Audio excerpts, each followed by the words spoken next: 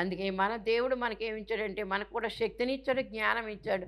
ఎలా బ్రతకాలో తెలియజేస్తాడు. ఏది మంచి ఏది చెడో తెలియజేస్తాడు. అలాంటి సందర్భంలో మనము దేవుని మీద ఆనుకొని దేవుని మీద ఆనుకుంటే కనుక ఆయన నడిపిస్తాడు. నడిచేది నువ్వు కాదు. కనుక ఫలాలు ఫలించేది తీగే.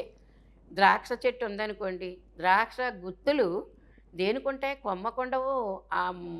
ఆ యొక్క మొదలకే ఉండవు, కొమ్మకే ఉండవు. కానీ తీగకి ఉంటాయి. తీగ ఏమాత్రం ఇలా గిల్లితే మన చేతులకు వచ్చేటువంటి తీగది. ఆ తీగ ఇంత మరి ద్రాక్ష గుత్తిని మోస్తూ ఉంటుంది. ఏంటి ఆ బలము? ఆనుకుని ఉంది. ఈ తీగే ద్రాక్ష వల్లిలో ఆనుకుని ఉంది కాబట్టి ఆ తీగకి ఆ బలం వచ్చింది. మనము తీగలము. అందుకే దేవుడు చెప్పాడు కదా, ఆయన తండ్రి వ్యవసాయకుడు. అలాగే యేసుక్రీస్తు ప్రభువారు ద్రాక్ష చెట్టు. ఆ ద్రాక్ష చెట్టులో నువ్వు నేను మనందరం కూడా తీగలమై ఉన్నాం. తీసి పారవేస్తే కనుక పెంటలోకి వెళ్ళిపోతుంది. అది తుడిచేస్తారు, అది చెత్తలాగా వెళ్ళిపోతుంది. నిలిచి ఉంటే ఫలిస్తామన్నమాట. నిలిచి వాక్యంలో నిలిచి ఉండి, దేవుల్లో నిలిచుండి, సంఘంలో నిలిచుండి, కుటుంబంలో నిలిచి ఉండాలి. నిలిచి ప్రతిఫలం ఇచ్చేటువంటి వారముగా మనం ఉండాలి. వాక్యంలో నిలబడేటటువంటి శక్తి దేవుడు మనకి ఇవ్వాలని దేవుడు మనకు తెలియజేస్తూ ఉన్నాడు. ఎర్ర సముద్రం దాటాక వారికి నూతన జీవితం వచ్చినట్లుగా. అది చావోరేవో తెలియనటువంటి పరిస్థితి. కానీ దేవుడు అద్భుతకరంగా చేసినటువంటి మాటలు. ఆయన ఆశ్చర్యకరుడు, అద్భుత కార్యములు చేసేటువంటి వాడు. కనుక అటువంటి దేవుడు నీకు తండ్రి, నాకు తండ్రి. మనమందరం కూడా ఆయన మీద ఆధారపడవలసినటువంటి వారమై ఉన్నాం. చిక్కులు వచ్చాయని ఏమాత్రం కూడా సిగ్గుపడవలసినటువంటి పని లేదు, బక్క చిక్కుపోవలసినటువంటి పని అంతకంటే లేదు. నా తండ్రి ఉన్నాడు, నా పక్షంగా నెరవేర్పు కలిగించేటువంటి తండ్రి నా తండ్రి ఉన్నాడు నా దగ్గర అనేటటువంటి మాట. అందుకే అరణ్య మార్గములో ఈ క్రైస్తవ జీవితము మరి ధూమ స్తంభం వలె రావాల్సినటువంటి విధానం పరమగీతంలో చెప్పినటువంటి వాక్యము. కనుక అరణ్యములో అలాగ వస్తూ ఉన్నటువంటి ఆమె యవతే ధూమ స్తంభము వలె వస్తుంది. ధూమ స్తంభం అంటే పొగ స్తంభం అనమాట. పొగ దేవుని దగ్గరికి మనం ఎప్పుడు కూడా ఉదయ సాయంత్రములు యందు మధ్యాహ్నమందు కూడా పొగ వేస్తూనే ఉండాలి దేవుని యొక్క సన్నిధిలో. అదే వాక్యము, అదే పాట, అదే ప్రార్థన, అదే సన్నిధి. కనుక ధూమ స్తంభము, పొగ స్తంభము వలె నీ పొగ ఎలా వెళ్ళాలంటే హేబెలు అర్పణ వలె. కయ్యను అర్పణ చేస్తాడు, హేబెలు కూడా అర్పణ చేస్తాడు. ఎవరి అర్పణ దేవుని దగ్గరికి చేరినట్టుగా మనం వాక్యంలో చూస్తూ ఉన్నాము. హేబెలు అర్పణ తిన్నగా దేవుని దగ్గరికి వెళ్ళిపోయింది. ఎందుకో తెలుసు, హృదయపూర్వకమైనటువంటి కానుక సమర్పణ చేశాడు. వాడు చెల్లిస్తున్నాడు కాబట్టి నేను కూడా చెల్లించకపోతే అని పంటలో కొంత తెచ్చాడు కయ్యను. ఆ పంట ఇక్కడిక్కడే ఆ పొగ ఇక్కడిక్కడే ఉండిపోయింది, దేవుని సన్నిధికి చేరలేదు. అప్పుడు కోపం వచ్చింది, నరహత్య జరిగింది. జరగవలసిన కార్యక్రమం జరగకూడని కార్యక్రమం కూడా జరిగిపోయింది. కనుక ఇక్కడ మనం ఆలోచన చేయవలసింది ఏంటంటే, మనం చేసే ఈ ప్రార్థన విజ్ఞాపనలు దేవుని సన్నిధికి తిన్నగా చేరుతున్నాయా లేదా? మనోనిదానము చెడగొట్టేసుకుంటున్నామా? పరధ్యానం చేసుకుంటూ ఉన్నామా? చేయవలసినటువంటి పనులు సక్రంగా చేయలేకపోతూ ఉన్నామా? ప్రశ్న వేసుకోవాలి. మనమే ప్రశ్న వేసుకుంటే దేవుడే మనకు సమాధానం చెప్తూ ఉంటాడు. కనుక ఇశ్రాయేలు ఎర్ర సముద్రం దగ్గర చేసినటువంటి పని మరి మోషే సుఖోపవాసాలు వస్తే అస్తమానం మనం అదే చెప్పుకుంటాం. ఏళ్ల తరబడి చెప్పుకుంటూనే ఉన్నాం. ఆశ్చర్యకార్యాలు చేసేటువంటి దేవుడు నిర్గమకాండంలో ఎన్నెన్నో ఆశ్చర్యకార్యాలు చేశాడు. నిర్గమకాండమే కాదు, నువ్వు చదువుతున్నావంటే నీ జీవితం, నేను చదువుతున్న నా జీవితంలో నీ జీవితం, ఈ చిన్న జీవితంలో ఈ కాలమానంలో సమాంతర రేఖగా ఉండేటటువంటి ఈ సమాంతర రేఖలో నా బ్రతుకు ఒక చొక్క, నీ బ్రతుకు ఒక చొక్క. కనుక ఈ చొక్కకి ఒక పొడవ లేదు, వెడల్పు లేదు. కనుక ఈ యొక్క మరి వైశాల్యం ఎంతో కూడా తెలియదు. బాల్ పెన్తో పెట్టేటువంటి చొక్క అని చెప్తూ ఉంటారు. మన జీవితం అంతే. ఈ యొక్క సమాంతర రేఖలో ఈ యొక్క మొదటి నుంచి చివరి వరకు ఉన్నటువంటి ఈ యొక్క కాలములో మనము ఒకే ఒక చొక్క. మన జీవితం ఎంత, మనమెంత, క్షణభంగురం అనేటటువంటి మాట. కనుక ఈ యొక్క ఇశ్రాయేలీలు ఎర్ర సముద్రం దాటాక నూతన గీతము పాడినట్లుగా మనము చూస్తూ ఉన్నాం. నూతన గీతము అంటే మరి గండము తప్పించినటువంటి తండ్రికి మరి స్తుతులు చెల్లించినటువంటి విధానం మనం అక్కడ చూస్తూ ఉన్నాం. నిర్గమకాండము 15వ అధ్యాయంలో దేవుడు సెలవిచ్చినటువంటి మాట. అందుకే వారు ఏం చేశారట, యుద్ధశూరుడు యెహోవా అని ఆయనకు పేరు. నా దేవుడు యుద్ధశూరుడు, నా పక్షంగా యుద్ధమాడేటువంటి వాడు, నా పక్షముగా వ్యాజ్యమాడేవాడు, నా పక్షముగా జయమిచ్చేవాడు. ఇది మనము ఆయనను కొనియాడవలసినటువంటి లక్షణాలు ఆయనలో ఉన్నాయి. యుద్ధ శూరుడు అని పేరు, యెహోవా అని పేరు. కనుక ఆయన ఫరో రథాలను ఏం చేశారన్నమాట, అతని సేనను సముద్రములో పడద్రోసిననిడు మాట 15వ అధ్యాయం నిర్గమకాండంలో మనం చూస్తూ ఉన్నాం. ఫరో రథములను ఫరోను కూడా పడద్రోసినటువంటి అతని అధిపతుల్లో శ్రేష్ఠులు. అక్కడ ఐగుప్తులోనే శ్రేష్టమైన రథాలు ఉన్నాయి, ఐగుప్తులోనే శ్రేష్టమైనటువంటి రౌతులు ఉన్నారు. శ్రేష్టమైనటువంటి రౌతులను, ఈ గుర్రాలను, మరి ఈ యొక్క రథాలన్నింటినీ కూడా ఏం చేశారంటే సముద్రములో ముంచివేసినటువంటి విధానము. అందుకే నీ మీదకి వచ్చేటటువంటి ఈ నూతన సంవత్సరం అడుగుపెట్టినటువంటి నీకు ఈ పాత జీవితం ఒకవేళ ఈ యొక్క ఇశ్రాయేలు పడినటువంటి అనుభవమే ఉంటే కనుక ఎప్పుడైతే నువ్వు మొరపెడతావో లేక మౌనముగా ఉంటావో దేవుని సన్నిధిలో, అప్పుడే దేవుడు నీకు జయ జీవితం ఇస్తూ ఉన్నాడని అర్థం చేసుకోవాల్సినటువంటి వారమై ఉన్నాం. కనుక దేవుడు చెప్పాం, నీ మహిమాతిశయమున అణిచివేస్తున్నాం వీరందరినీ కూడా. ఎవరైతే ఎదురు తిరిగారో, ఎవరైతే దేవునికి, ఎవరైతే నీకు విరోధంగా తిరిగారో వారందరినీ కూడా ఈ సముద్రంలో ఫరో, ఈ యొక్క ఎర్ర సముద్రంలో ఫరో సైన్యాన్ని ఎలాగ అణిచివేశాడో నీ మీదకు వచ్చేటటువంటి వ్యతిరేకులను కూడా ఆ విధంగానే అణిచివేయడానికి దేవుడు సిద్ధంగా ఉన్నాడు. ఎంతోమంది వ్యతిరేకిస్తూ ఉన్నారు, దేవుని వ్యతిరేకిస్తూ ఉన్నారు. యేసుప్రభు దేవుడు కాడంటున్నారు, అంతవరకు ఊరుకుంటే పర్వాలేదు. ప్రార్థన చేసుకుంటే ప్రార్థనాలయంలోకి కూడా వచ్చి తుపాకులు ఇచ్చుకుని, కత్తులు బళ్ళాలు ఇచ్చుకుని కూడా ప్రార్థన చేసుకుని వారిని నరుకుతూ ఉన్నటువంటి సందర్భాలు మనకు ప్రపంచమంతటా మన యొక్క ప్రదేశంలోనే అనేక చోట్ల మనం వింటూ ఉన్నాం. వారు ఏమీ చేయరు, ప్రపంచం కొరకు ప్రార్థన చేస్తారు, శాంతి సమాధానాల కొరకు పోరాడుతూ ఉంటారు.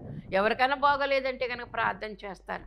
వారు చెప్పినా చెప్పకపోయినా తెలిసిందంటే చాలు ప్రార్థన చేస్తారు. వారికి గండాలు తప్పించు ప్రభా, వారికి నువ్వంటే ఏంటో తెలియచేయి తండ్రి, వారికి అపాయం నుంచి తప్పించు, అనారోగ్యం నుంచి తప్పించు అని ప్రార్థన చేస్తారు. క్రైస్తవులు చేసేటువంటి లక్షణాలు ఇవి.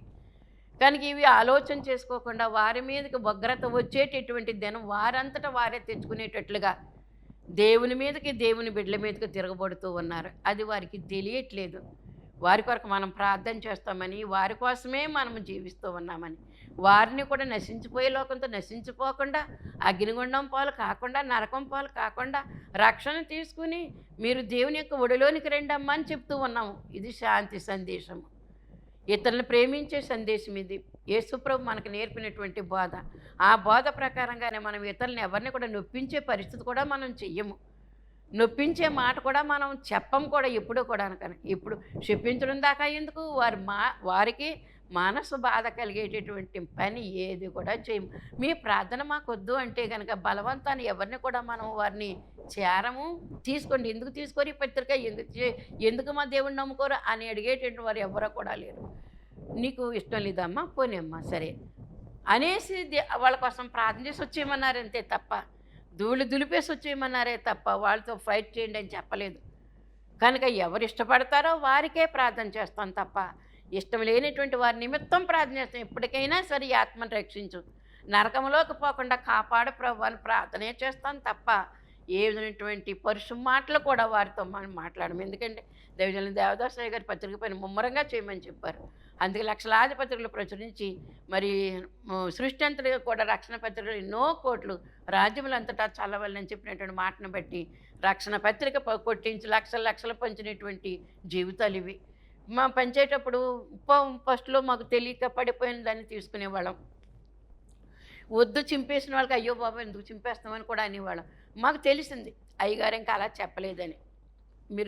మీరు పోరాటం పెట్టుకోవద్దు, తిరగబడొద్దు. చింపేశారా దేవునికి స్తోత్రం అనండి, ఎవరైనా పడేశారా దేవునికి స్తోత్రం అనండి. పత్రిక పట్టుకుంటుంది, వాళ్ళ కాకపోతే రేపైనా వారు నా పత్రికే పట్టుకుంటుంది. అప్పుడు వాళ్ళే సాక్ష్యం ఇస్తారు స్టేజ్లు ఎక్కి, ఒకనొకప్పుడు బైబిల్ని చింపేశాను, ఒకనొకప్పుడు దేవుని పత్రికలు నేను చింపి పారేశాను, ఇచ్చిన వాళ్ళని కూడా కొట్టాను తిట్టాననేటటువంటి మరి పశ్చాత్తాప మనస్సుతో దేవుణ్ణి ఇప్పుడు తెలుసుకున్నాను. అప్పుడు ఎరగనటువంటి రోజులు, అజ్ఞానపు రోజులు. ఇప్పుడు కుదురుబాటు కాలం వచ్చింది కనుక కుదురుబాటు కాలంలో నేను ఈ కుదురుబాటు చేసుకుని దేవుని యొక్క వాక్యాన్ని నేను లోబడ్డాను అనేటువంటి మరి ప్రసంగాలు మనం ఎన్నో వింటూ ఉన్నాం. కనుక క్రైస్తవుల మీదకి ఎన్నో దాడులు జరుగుతూ ఉన్నాయి. చర్చలు కూలగొట్టడమే కాదు, వారిని ఎన్నో చిత్రహింసలకు గురి చేసినటువంటి చరిత్రలు కూడా మనం చెప్తున్నాం. ఇవాళ కొత్త కాదు, ఆది కాలంలోను ఆది ప్రవక్తలు అంటే ఆది అపోస్తలులు, ఆది ప్రవక్తలు ఆది అపోస్తలులు కూడా పడినటువంటి పాటలే. ఎంతో శ్రమించారు వారు. అవసరమైతే మరణించారు, చిత్రహింసలకు లోనయ్యారు, జలగలు పట్టించేసేవారట. యేసుప్రభు బాధ చేసినటువంటి వారిని ఒక చోట నిలబెట్టి జలగలు ఉన్న దాంట్లో పెట్టేవారట. ఆ రక్తం పీల్చి పీల్చుగా అంటే ఒకేసారి చంపేవారు కాదనమాట. వారు హింసించబడుతూ చనిపోయేంత వరకు కూడా వారు ఆనందంగా వాళ్ళ యొక్క ఏంటంటే వాళ్ళ ఆనందం ఎటువంటి ఆనందం అంటే దురాగతం అన్నమాట. కనుక హింసిస్తూ వాళ్ళు చనిపోయేంత వరకు వాళ్ళు ఎంత బాధపడుతూ ఉంటే వీళ్ళు సంతోషముగా పండగలు చేసుకునేటువంటి పరిస్థితులు. కనుక అవన్నీ కూడా దేవుడు చూస్తూ ఊరుకుంటాడా?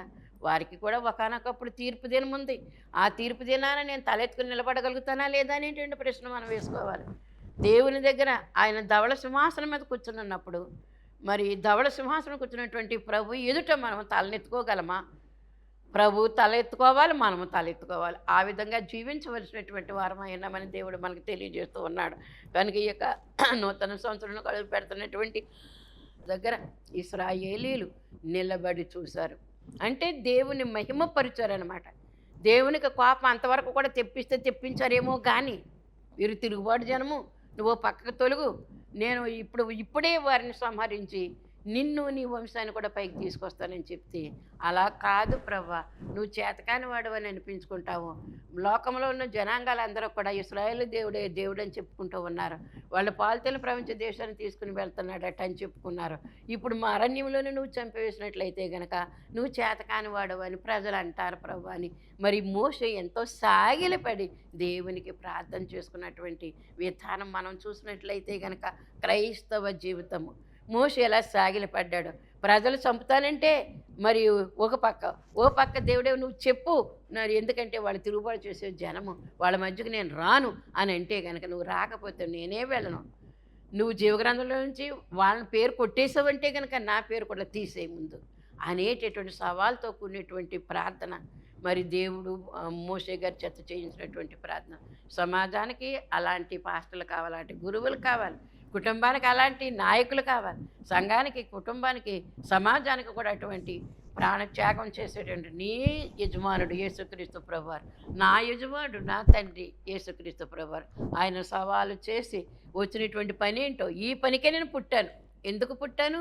నేను చనిపోవడం కొరకే నేను పుట్టాను.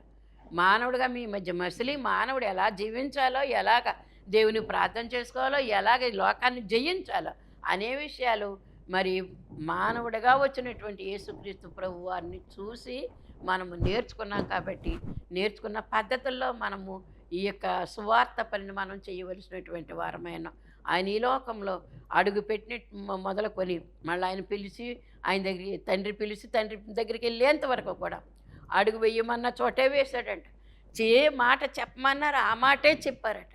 ఏ సమయంలో చెప్పాలో, ఏ సమయంలో నువ్వు ఆ భూమి మీద అడుగు పెట్టాలో అదంతా కూడా నేను చెప్పినట్టుగా నువ్వు చేయాలని చెప్పిన మాటగా లోబడి వచ్చి, అందుకే నా సమయం ఇంకా రాలేదన్నారు. అంటే ప్రభు ఇంకా ఆజ్ఞాపించలేదట.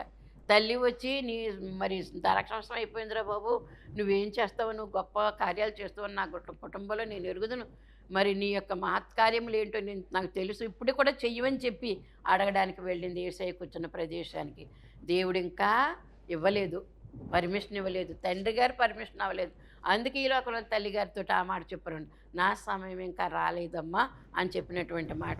తండ్రి ఆజ్ఞాపించండి. పరిచారకులు ఎప్పుడైతే వెళ్ళి అడిగారో తండ్రి చేయమన్న వెంటనే చూసిన. అందుకే యేసు ప్రభువుని చూసిన, యెహోవా దేవుని చూసిన, పరిశుద్ధాత్మ కార్యములు ఎప్పుడు చూసినా వారు ఏ టైం అయితే నిర్ణయించుకున్నారో ఆ టైంకే చేసినటువంటి పనులు నువ్వు నేను కూడా ఆ విధంగానే చేయాలి. టైం ప్రకారంగా చేసుకోవాల్సినటువంటి వారమైన టెన్షన్గా ఆ టైంనే మనం కాలం మన చేతిలో ఉండాలి తప్ప కాలం చేతిలో మనం ఉండడానికి వీల్లేదు.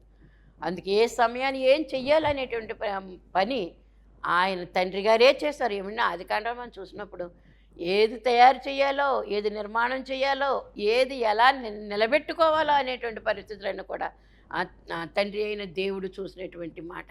ఆయన ఏం చేశారు? ఏ సమయంలో చేయమంటే ఆ సమయంలోని, ఏ జీవుని చేస్తే ఆ జీవుని ఎక్కడ ఏది పెట్టాలో పెట్టారు. కనుక మరి క్రమం అనేటటువంటిది ఒక ముఖ్యమైనటువంటి పద్ధతి అని మనం గ్రహించుకోవలసినటువంటి వారమై ఉన్నాం. కనుక దేవుడు మనకి ఈరోజు ఏం తెలియజేస్తూ ఉన్నారంటే, ఇశ్రాయేలీలు ఎర్ర సముద్రం దాటాక వారికి నూతన జీవితము వచ్చింది. యెహోషువ కాలంలో కూడా, అంటే నాయకుడైనటువంటి మోషే తర్వాత నియమించబడినటువంటి యెహోషువ నాయకుడు, గొప్ప నాయకుడు ఆయన. కనుక నేనును నా ఇంటి వారిని యెహోవానే సేవిస్తాం. మీరెవరిని సేవించుకుంటారో సేవించుకోండి. ఇన్ని గొప్ప కార్యాలు మన జీవితం పట్ల చేసినటువంటి ఆ మహానుభావుడు యెహోవా దేవుడు. ఆయననే నేను నా కుటుంబం కూడా మరి సేవిస్తామని చెప్పినటువంటి మాట. కనుక అలాంటి తీర్మానం ఉండాలి నాయకుడికి, కుటుంబ యజమానికి, సంఘ యజమానికి కూడా. అందుకే మరి యెహోషువ కాలంలో కూడా, యెహోషువ గ్రంథం 3వ అధ్యాయంలో కూడా యొర్దాను నదిని దాటినటువంటి చరిత్రలు మనం చూస్తూ ఉన్నాం. యొర్దాను నది పొంగుతూ ఉంది, నది పొంగుతూ ఉంది, గొట్ల మీదకి పొంగుతూ వచ్చేస్తుంది నీరు. అలాంటి పరిస్థితుల్లో కూడా మరి వారు అవతల ఉండాలా, అవతల వెళ్ళాలా, ఎక్కడికి వెళ్ళాలో కూడా పాలు పోనటువంటి పరిస్థితులు. ఇప్పుడు మీకు నేను ఏం తెలియజేస్తానంటే, ఎర్ర సొంతం లాంటి సమస్యలు వచ్చినప్పటికీ కూడా పొంగుకుంటూ వచ్చేటటువంటి ఆ గొట్టు ఈ గొట్టు కూడా నిండిపోయిన తర్వాత నిండిపోయి పొంగి పొరలేటటువంటి పరిస్థితులు వచ్చినప్పటికీ కూడా మీరు నిలిచి చూడండి.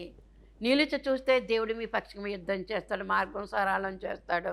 యాజకులు మందసమును నెత్తిన పెట్టుకుని వారి కాళ్ళు ఆ యొక్క నీటిలో ఎప్పుడైతే తడిపారో లేకపోతే ముంచారో, అప్పుడు ఆ నీరంతా కూడా ఎదర వచ్చేటటువంటి నీరు, ఇలా ప్రవహించే నీరు అక్కడే ఆగిపోయింది అనమాట. ధవళేశ్వరం దగ్గర, ఆనకడ దగ్గర మన నీరు ఎలాగైతే ఆగిపోతుందో, అలాగే మరి అక్కడ ఉప్పు సముద్రం దగ్గర ఉన్నటువంటి ఆ స్థలంలో ఆగిపోయినటువంటి సంఘటన మనం చూస్తూ ఉన్నాం.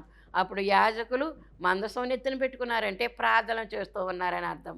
కనుక యాజకుల యొక్క పని ఏంటంటే, వారి కష్టంలో ఉన్నప్పుడు బయటికి వెళ్ళేంత వరకు కూడా ప్రార్థన చేయవలసినటువంటి విధానం ఉన్నదని మనం జ్ఞాపకం చేసుకోవాల్సినటువంటి వారమైనాం. కనుక వీరికి ఇప్పుడు ఐగుప్తు దేశం నుంచి వచ్చేటువంటి వీరికి ఎర్ర సముద్రము ఒక సమస్య అయిపోతే, వారు చావు బ్రతుకులో ఉన్నటువంటి పరిస్థితుల్లో దేవుడు చేసిన కార్యాన్ని బట్టి అవతల గట్టుకు వెళ్ళగలిగారు. అదే నూతన జీవితము, అదే నూతన బ్రతుకు. కనుక గండాలన్నీ కూడా తప్పించినటువంటి దేవునికి స్తోత్రములు చెల్లిస్తూ మనము నూతన సంవత్సరాన్ని ఎదుర్కోవలసినటువంటి వారమై ఉన్నాం.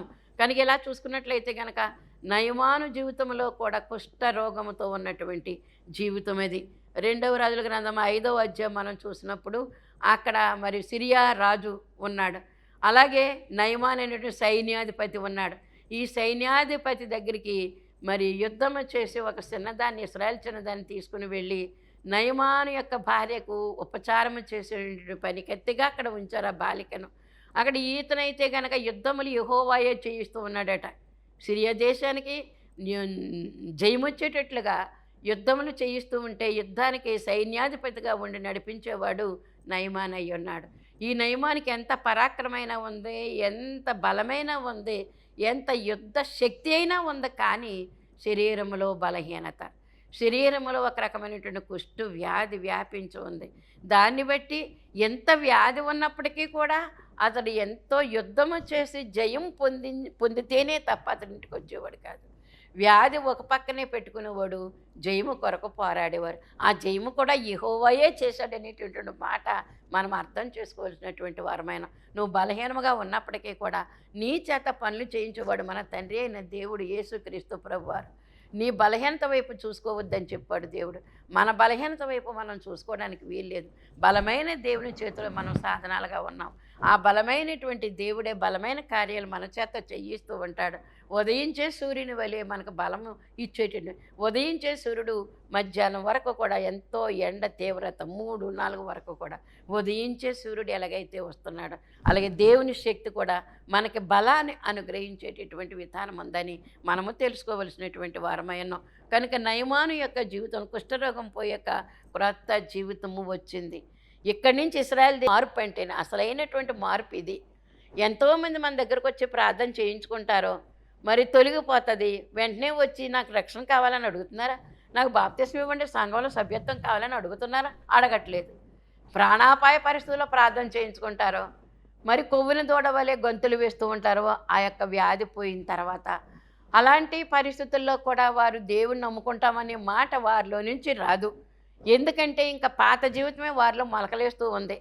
కనుక పాత జీవితమే, పాత ప్రాచీన స్వభావమే ఉంది కాబట్టి, దేవుడు నా బ్రతుకులు ఇంతటి కార్యం చేస్తాడు కాబట్టి ఆ దేవుణ్ణి నేను నమ్ముకోవాలి, ఆ దేవుని గురించి నేను ప్రకటన చెయ్యాలి, సాక్ష్యం ఇవ్వాలి అనేటటువంటి తలంపు వారికి రాదే. ఎంతమందిని చూస్తూ ఉన్నాము.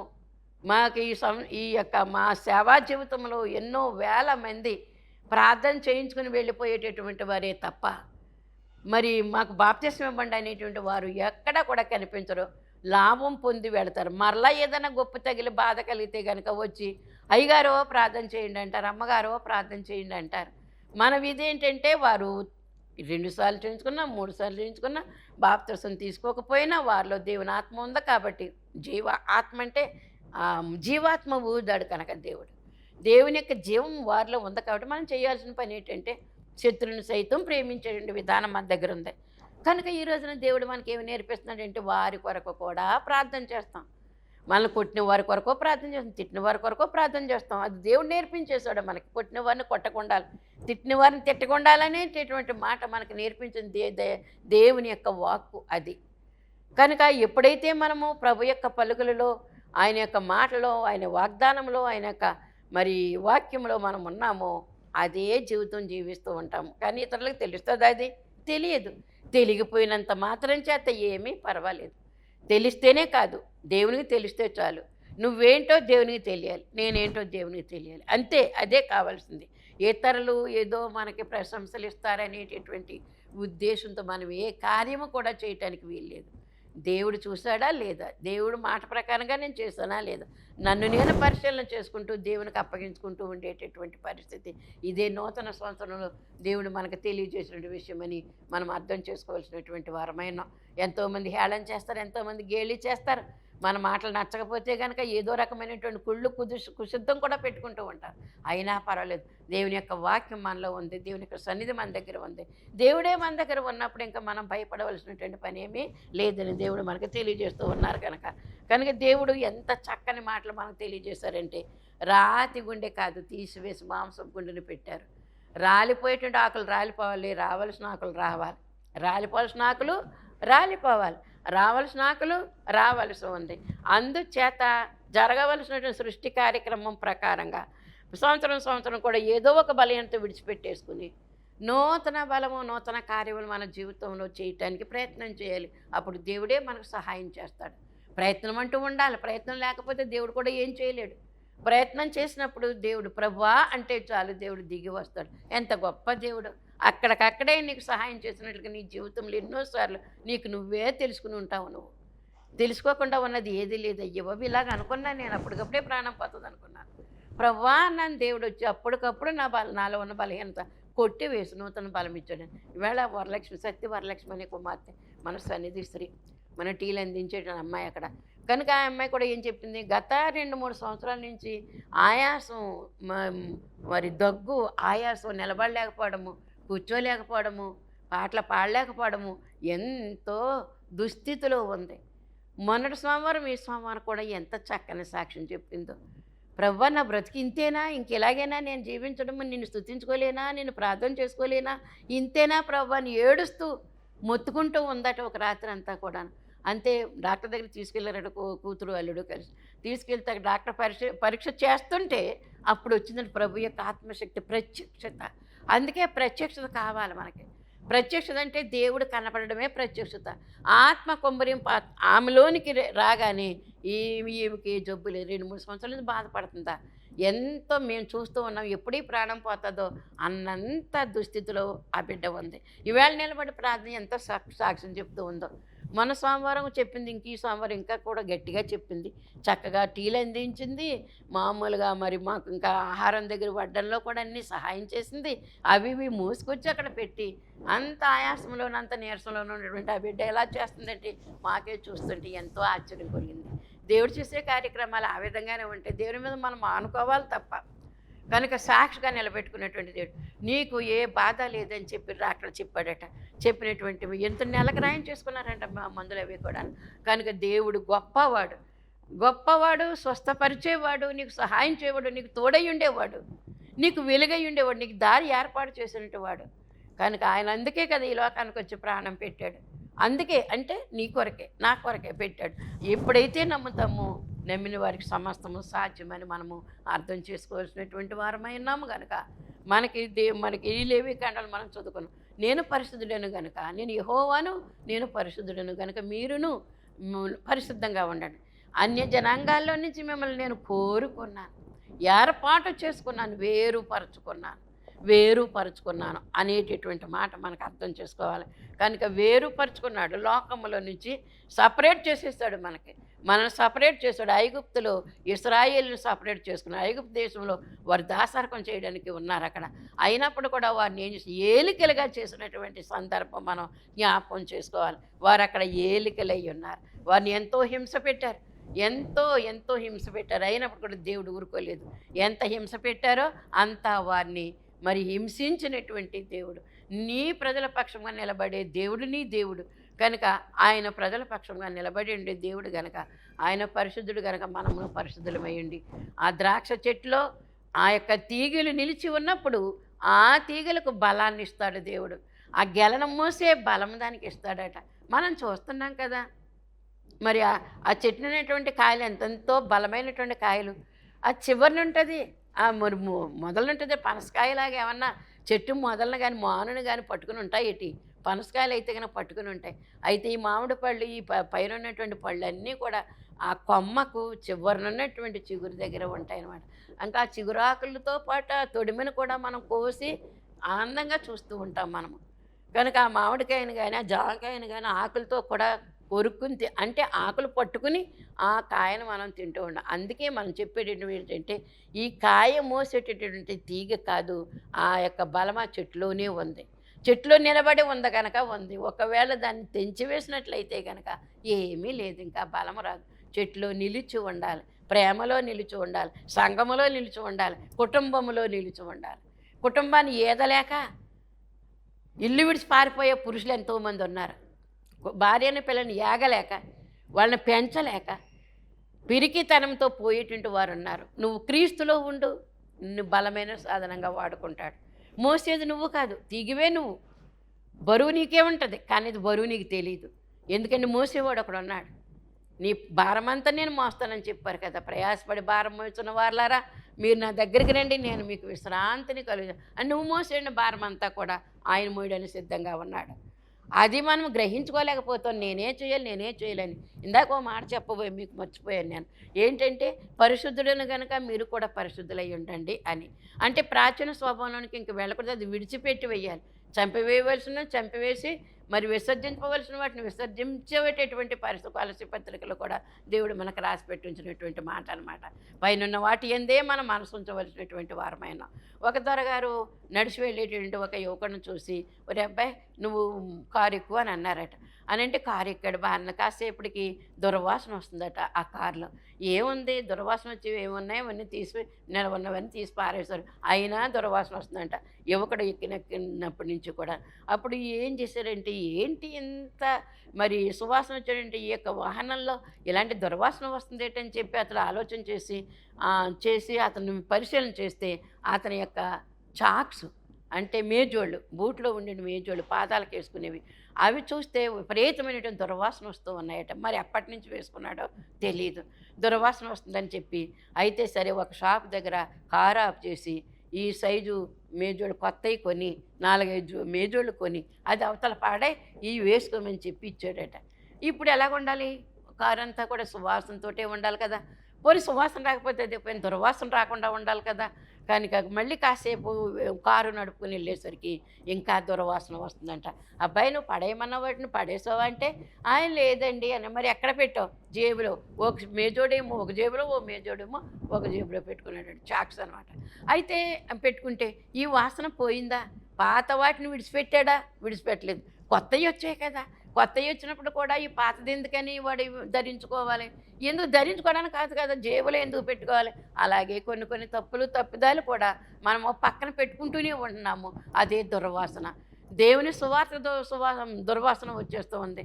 మన కుటుంబానికి కూడా దుర్వాసన వస్తూ ఉంది. కనుక విడవలసిన వాటిని ఇంక విడిచిపెట్టి వేయాలి, విసర్జింపవలసిన వాటిని విసర్జింపాలి, చంపివేయవలసినటువంటి కామాతురతను, మోహోద్రేకమును వీటన్నింటి కూడా చంపివేసుకోవాలన్నమాట. విసర్జింపవలసినటువంటి కోపము, అసూయ, ద్వేషము వీటిని విసర్జించాలన్నమాట. మనం విసర్జించవలసినటువంటి ఉమ్ము, మరి చీమిడి ఇవన్నీ కూడా ఎలా విసర్జించేస్తున్నాము? వస్తుంటే కనుక అవి ఉండమ్మా అంటున్నామా? దాన్ని ఎప్పుడైతే విసర్జించాలో విసర్జించేస్తూ ఉంటాం.